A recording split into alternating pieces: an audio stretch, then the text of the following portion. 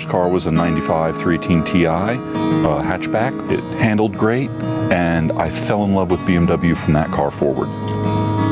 I also have a couple of convertibles. I have a coupe, I have a four-door. I like them all.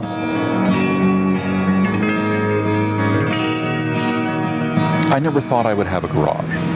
After 20 years in the corporate world, I was looking to do something different, and I was heavily involved in the BMW club. One of my good friends, Patrick, was a master BMW technician. A lot of the club members wanted to modify their cars, maintain their cars, and we thought, you know what?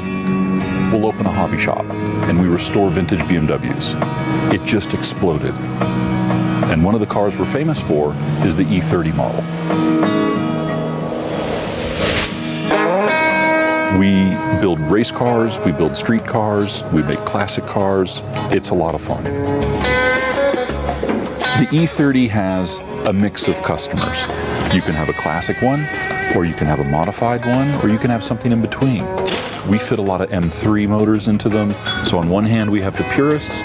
On the other hand, we have the performance addicts. We're passionate about cars. We're car people. We had a customer come in and said, "You like my car more than I like my car." And he has an E30. We love the 3 Series. Even though it was designed in the 80s and built a little bit into the 90s, it's a classic, quintessential BMW. It's not made of plastic. Everything's made of cast aluminum. For me personally, it is the first sports sedan and my favorite. You know, my mom told me a long time ago, she's like, "Why don't you just sell all your cars and get one really nice car?" I said, "That's a great idea. Why don't you sell all your shoes and get one really nice pair?" Because to me, sometimes you need dress shoes, sometimes you need combat boots, sometimes you need flip-flops, and all the different cars and all the different models offer something for a different occasion.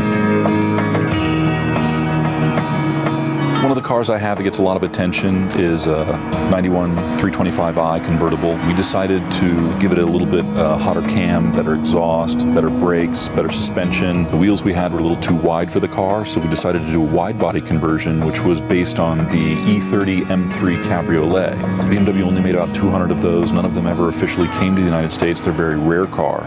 So we got lucky enough to find the front clip of a Evo M3. We ordered genuine BMW steel fenders and skirts and all the components that we needed, and we made our own E30 M3 Cabriolet because we couldn't get one.